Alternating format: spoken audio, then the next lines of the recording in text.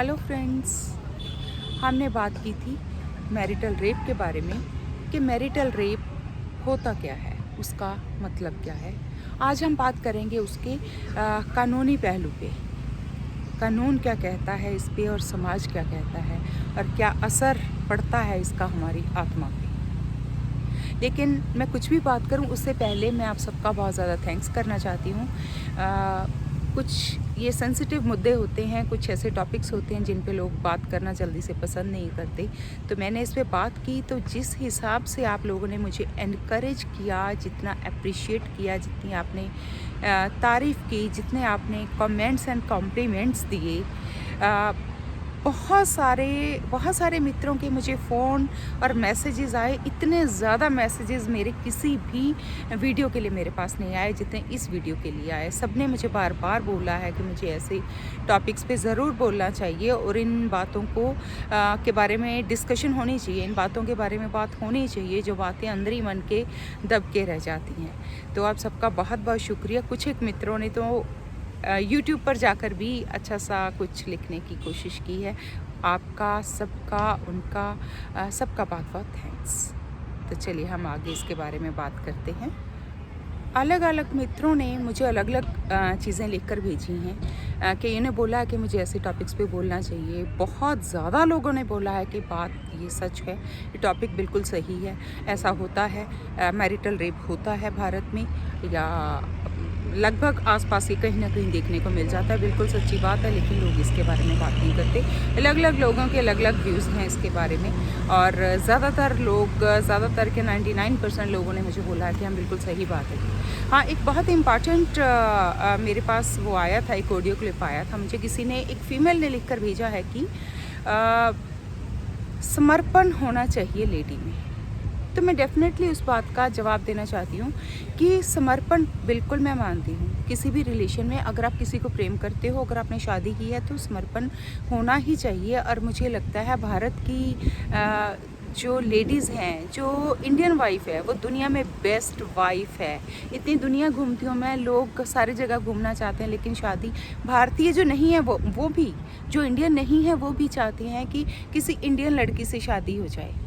मतलब भारतीय जो वाइफ़ है, जो भारतीय बीवी है, जो इंडियन वाइफ़ है, दैट इज़ कंसीडर्ड, वो उसको सब दुनिया में सबसे ज़्यादा अच्छी वाइफ़, डिवोटेड वाइफ़, समर्पण वाली वाइफ़, प्यार करने वाली, केयर करने वाली वाइफ़ माना जाता है। तो जहाँ तक समर्पण की बात है, हाँ, समर्पण ज़रूर होना चाहिए। प्रेम है तब भी, अगर शादी है तब भी समर्पण। और मैं समझती हूँ हर बीवी, हर एक लेडी पूरा समर्पण के साथ अपने हस्बैंड की, उसकी फैमिली की, उसके रिश्तेदारों की, उसकी हेल्थ की, खाने की, हर एक चीज़ जहाँ तक उसकी कैपेसिटी होती है वो केयर करती है, पूरा समर्पण देती है, उसके लिए हमेशा सिंसियर रहती है, लॉयल रहती है, या फिर एटलीस्ट रहने की कोशिश ज़रूर करती है। रही बात ये समर्पण की, अगर आपकी वाइफ का एक दिन एक रात सेक्स करने का मन नहीं है, उसने आपको मना कर दिया, तो करना क्या चाहिए?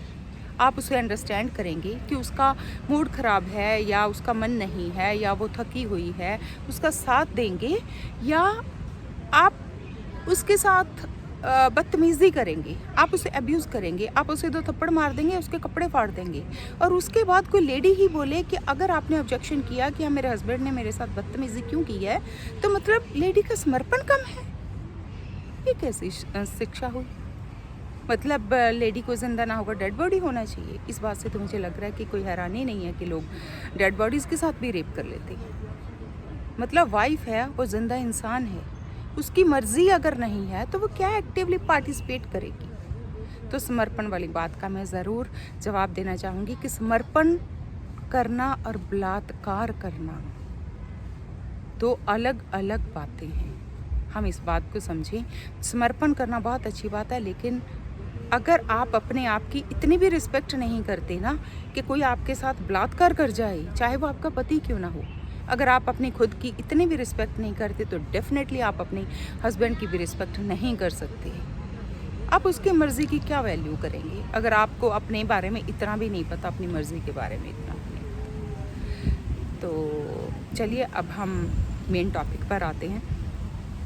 बड़े अफ़सोस की बात है कि कानून इसके बारे में ज़्यादा कुछ नहीं कहता, हमारा भारत का कानून इसके बारे में ज़्यादा कुछ नहीं कहता।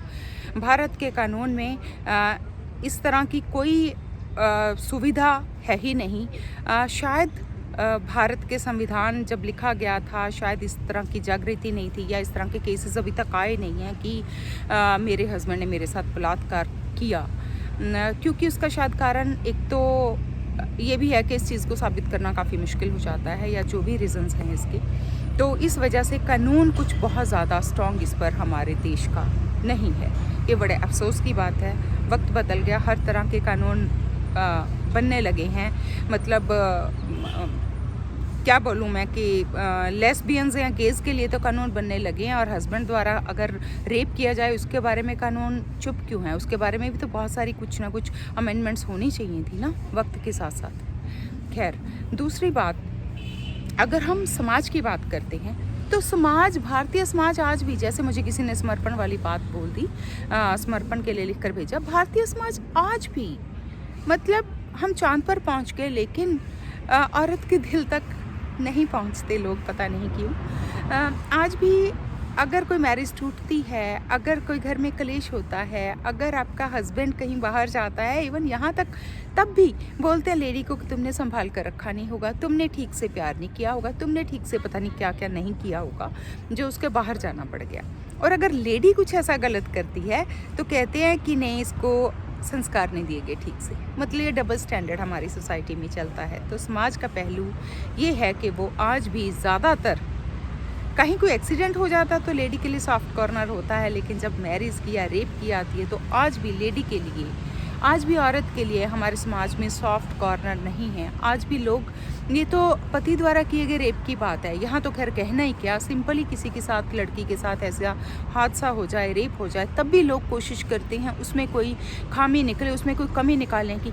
तुमने किसी को स्माइल तो नहीं दी थी, तुमने किसी कुछ ऐसे कपड़े तो नहीं पहने थे, तुमने ज़्यादा एक्सपोज तो नहीं किया था, तुम किसी के साथ फालतू लड़ाई तो नहीं कराई थी, तुमने किसी लड़के की ईगो तो नहीं हर्ट की थी, भाई कुछ तो हुआ होगा, ऐसे तो सबका रेप नहीं होता। मतलब किसी भी तरीके से कुछ ना कुछ करके लड़की में कमी खोजने की कोशिश करते हैं। और हम तो बात मैरिटल रेप की कर रहे हैं। यहाँ तो समाज, मर्द प्रधान समाज है हमारा आज भी, तो ज़्यादा करके समाज औरत के साथ नहीं है। चीज़ें बदल रही हैं, वक्त बदल रहा है, लोग औरत को समझने लगे हैं, उसको वैल्यू करने लगे हैं। जैसे पुराने ज़माने में होता था, एक टाइम था कि सारे बच्चे अपनी माँ के नाम से जाने जाते थे। देवकी नंदन कृष्ण ना, कुंती पुत्र अर्जुन से कौशल्या नंदन राम। तो वो वक्त था, वो सही भारत था हमारा, जब औरत की उस लेवल की रिस्पेक्ट होती थी और औरत का उस लेवल का समर्पण, उसकी पावर्स, उसकी सहनशीलता, उसके जो भी लेडीज़ वाले गुण होते हैं वो पूरे निखार पर होते थे। वो गुण वो उनको जीती हुई थी, अपने सारे फ़र्ज़ भी निभाती थी और अपने सारे के सारे अधिकारों को भी वो जीती थी पूरी तरह से। तो हम उधर को जा रहे हैं, हमारा समाज हमारी पुरानी वैल्यूज़ की तरफ जा रहा है, लेकिन आज की डेट में अभी तक कानून और समाज दोनों ही औरत के पूरी तरह से पक्ष में नहीं है, पूरी तरह से नहीं, ज़्यादा पक्ष में नहीं है। और अब हम बात करें आत्मा के तल पे।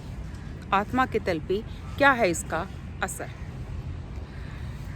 तो पहली बात, तो अगर हम औरत के एंगल से सोचें जिसके साथ उसका पति ही बलात्कार करता है, मतलब सीधी सी बात है कि उसको प्यार तो क्या करना, उसको रिस्पेक्ट तो क्या करना, उसे एक छोटी मोटी यूज़ करने वाली वस्तु समझ लिया कि यूज़ किया, तोड़ा मोड़ा और फेंका। उसके बाद वो औरत खुद अपने ही नज़रों में गिर जाती है कि मैं इतनी एक घटिया एक चीज़ हूँ कि मुझे इस तरह से भी यूज़ किया जा सकता है।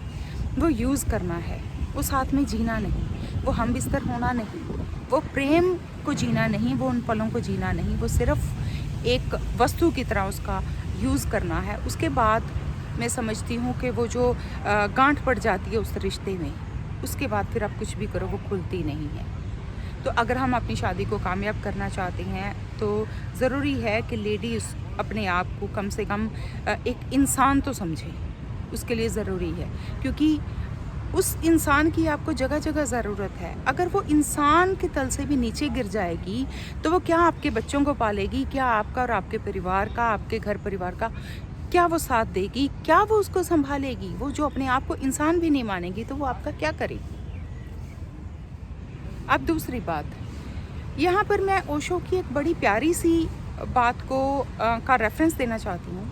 ओशो कहते हैं कि जब आप 25 पैसे का मटका खरीदना जाते हो ना मिट्टी का, तो 10 बार उसको नॉक कर करके देखते हो कि कहीं ख़राब तो नहीं है मटका, कहीं इसमें कोई ऐसी वो तो नहीं है, क्रैक तो नहीं है कि पानी मतलब इसमें रुक पाएगा कि नहीं रुक पाएगा। मतलब कहने का ये कि जब आप इतनी छोटी छोटी चीज़ें खरीदने जाते हो तो आप 10 बार चेक करते हो। और जब आपके घर में किसी आत्मा ने आना है, बच्चे ने आना है, जिसने सारी ज़िंदगी आपके घर में या आपके साथ रहना है, और जिसके होने से वो कैसा होगा, कैसी उसकी नेचर होगी, कैसे उसके विचार या संस्कार होंगे, वो लड़ाई करने वाला लड़ाका इंसान होगा या बड़ा नरम दिल का होगा, प्रेम करने वाला होगा, वो सारी ज़िंदगी आपकी और आपके सारे परिवार की ज़िंदगी को पूरी तरह से इफ़ेक्ट करती है। जब आप किसी औरत का बलात्कार कर रहे हो, अगर वो उस बलात्कार में मतलब आपकी वाइफ का बलात्कार कर रहे हो, वो प्रेग्नेंट हो जाती है, तो आपको क्या लगता है कि वो जो पैदा होने वाला बच्चा वो कोई कृष्ण, कोई बुद्ध, कोई महावीर होगा? नहीं, वो कोई ना कोई बलात्कारी या खूनी ही होगा, या वो वही होगा जो आपको फिर ओल्ड एज होम भेजेगा। क्योंकि जैसी नीयत होती है वैसी मुराद होती है। उस पल में औरत का जैसा मन है वो कितनी बुरी तरह से डरी हुई होगी, रो रही होगी, आपको कोस रही होगी। तो जो इतनी आत्माएं आसपास रहती हैं हर पल हमारे, जो हमेशा ये वेट करती रहती हैं कि कब उनके लायक एक गर्भ उनको मिल जाए, जैसा ओशो कहते हैं, और वो उसमें एंटर कर जाएं, तो आपको क्या लगता है कि एक बलात्कारी के घर में एक देव पुरुष जन्म लेगा? नहीं, ना तो वहाँ सीता मैया आएगी, ना वहाँ कृष्ण भगवान आएंगे, ना राम भगवान आएंगे, ना बुद्ध, ना क्राइस्ट, कोई भी नहीं। वहाँ कोई ऐसा ही चोर, उचक्का, डाकू, बलात्कारी, खूनी, लुटेरा कोई ही पैदा होगा। तो क्या चाहते हैं आप कि ऐसा कोई इंसान आपके घर में आ जाए? या आप मान कर चलेंगे कि जिस दिन आपकी वाइफ को प्रेग्नेंट होना है, जिस दिन उसको गर्भ धारण करना है, उस दिन तो आप बलात्कार नहीं करेंगे। अगर कभी पहले भी किया होगा तब कौन सा वो भूल जाएगी? उन लम्हों को, उन मोमेंट्स में उनको उसको वो वाला दिन भी याद आएगा। तो हम कानून और समाज को छोड़ती हूँ मैं यहाँ पर। आप सिर्फ अपने बारे में सोचिए। आपका आने वाला घर, आपका आने वाला बच्चा, आपका फ्यूचर का घर कैसा हो, उसको अच्छा बनाने के लिए भी ज़रूरी है कि आप बहुत ज़्यादा प्रेम के साथ, सम्मान के साथ एक दूसरे को मिलें। जैसा कि ओशो कहते हैं कि औरत को माँ समझो। माँ का मतलब ये नहीं है कि लोग कहते हैं कि मेरी तो एक ही माँ है। बिल्कुल सबकी माँ एक ही होती है, लेकिन उसका मतलब ये है कि हर औरत के अंदर एक माँ है और एक माँ की तरह उसका रिस्पेक्ट, उसका सम्मान किया जाना चाहिए। और जब आप संभोग में जाते हैं तो एक मंदिर की तरह उसमें प्रवेश करें, जैसे भगवान का प्रसाद मिलता है। कितनी इज्जत के साथ, कितनी रिस्पेक्ट के साथ हम मंदिर में प्रवेश करते हैं। अगर हम संभोग में उस तरह से प्रवेश करेंगे तो डेफिनेटली आपके आने वाले बच्चे उसी तरह की आत्माएं होंगी उनकी। आपका घर, आपका मोहल्ला, आपका समाज और अपना देश सब बहुत खूबसूरत हो सकते हैं, प्रेम से भरे हुए हो सकते हैं, रिस्पेक्ट से भरे हुए हो सकते हैं, अपनी पुरानी वैल्यूज़ को मानने वाले हो सकते हैं, एक दूसरे की कदर करने वाले हो सकते हैं, हम सब एक दूसरे के काम आने वाले हो सकते हैं। अगर हम सिर्फ उन चंद लम्हों में इन बातों का ध्यान रख लें कि जिसके साथ हम कुछ करने जा रहे हैं वो कोई वस्तु नहीं है, वो एक बहुत रिस्पेक्टेबल इंसान है, भगवान का भेजा हुआ वो फरिश्ता है जो आपके परिवार या ख़ानदान को आगे बढ़ाएगा। कई जगह मैं आजकल देखती हूँ कि ये उल्टा भी हो रहा है, तो उसके बारे में भी डेफिनेटली मैं बात करूँगी किसी और वीडियो में। अभी आप इसके बारे में, आपको मेरे व्यूज़ कैसे लगे आप ज़रूर बताइएगा। फिर इस श्रृंखला को हम आगे चलाएंगे, आगे हम इसके बारे में ज़रूर बात करेंगे। Thank you.